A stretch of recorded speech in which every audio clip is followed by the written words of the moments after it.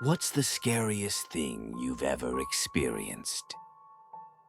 When I was in college, I rented a cheap off-campus house with two friends. It was old, creaky, and cold in the winter, but we were broke and desperate, so we took it. The house had 3 bedrooms, 2 on the first floor and 1 upstairs. I drew the short straw and got the upstairs room. The moment I moved in, I felt like something was wrong. The air was heavy up there, like it hadn't been breathed in years. At night, I'd wake up freezing cold. No matter how high I cranked the radiator, my lamp would flicker. Even though I'd changed the bulbs and checked the wiring, sometimes I'd hear whispering. Not loud, just enough to convince me I hadn't imagined it. Then things got stranger. One night I woke up at 3:12 a.m. to the sound of footsteps pacing back and forth across my ceiling. The thing is, I was on the top floor. There was no attic, just roof. I laid still, heart racing, telling myself it was the wind, but the steps were rhythmic, measured, like someone was thinking or waiting. The next morning, I told my roommates.